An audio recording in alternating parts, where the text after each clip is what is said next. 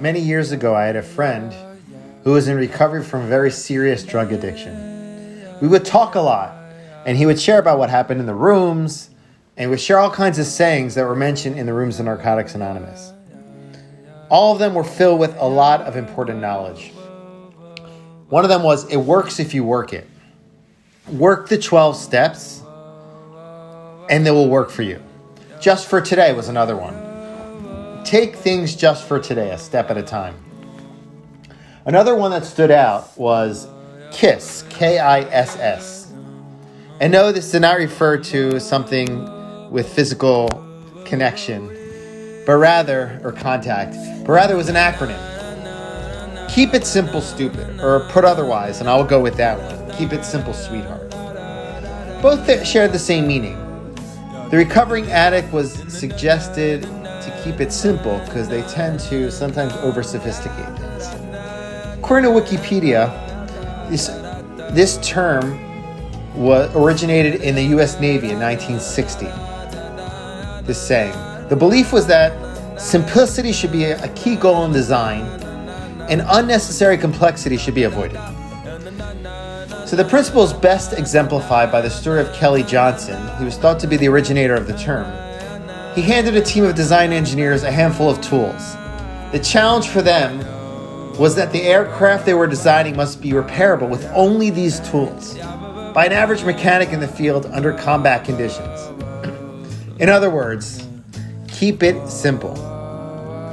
We are all very sophisticated, and I think this guidance of keeping it simple is not just relevant for those in recovery or the Navy. It's good for us Jews as well. Baruch Hashem, sophistication is a great thing. We have degrees, we're lawyers, we're doctors, we're modern consumers, and so much more. And this is not only good because it makes our Jewish mothers proud, but because it's a way of manifesting our unique tselem, our divine image. No less. That's what Rav Soloveitchik says in Lonely Man of Faith. But all of us, myself included, miss out on so much good in life by not keeping it simple. We end up becoming disconnected from what's going on around us. We're so caught up in our complicated responsibilities at work, for instance, that we forget to simply say hi to someone we're working with. We forget to ask them a simple question like, how are you today? And when we do ask, we forget to listen for the answer. We come to shul to pray, Baruch Hashem. We even read all the words, we sing all the songs, but we forget to tap into the simple purpose of shul, to talk to Hashem, to ask Hashem like a sincere child for what we need. This is so simple, but so important. We get so enmeshed in others' intricate lives and issues that we forget to simply carve out time in our schedule for things that we love.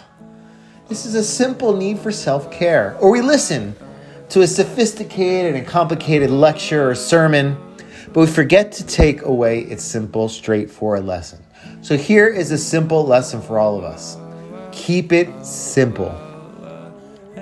Where does this inclination to prefer sophistication over simplicity come from? There are many sources for this. One of them is modernity and its ideal of the cultured, educated, and liberated individual. However, one Jewish source for this begins in our Parsha. Many don't realize this, but in Parshat Bo, there are 3 of the 4 children's questions from the Passover Haggadah. We have the question of the wicked child in 12:27.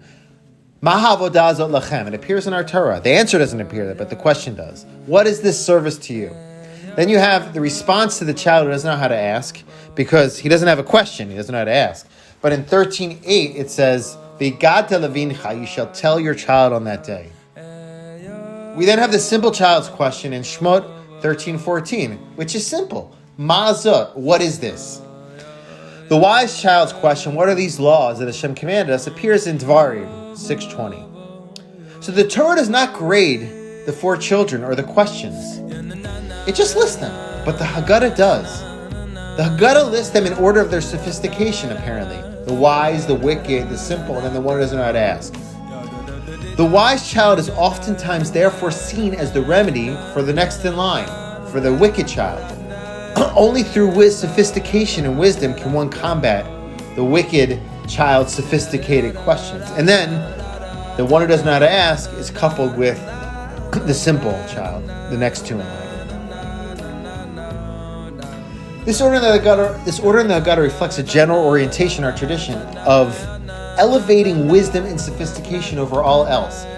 And don't get me wrong, sophistication and wisdom is of paramount importance. But when you elevate it above everything else, you lose out on a lot. And this attitude is found throughout all of our texts. And it penetrates and trickles down into how we view ourselves and our lives. And as a result, many times we strive for sophistication at the expense of simplicity. And this is a mistake. There are many texts which say otherwise. Two biblical ones come to mind. Yaakov, our forefather, is called an Ish Tam, not an Ish Chacham, an Ish Tam, a simple or complete person. Also, we're commanded, Tamim tiyem Hashem Elokecha. Be simple, Tamim, from the language of Tam, with Hashem Elokecha, with Hashem your God. But more importantly, for our Parsha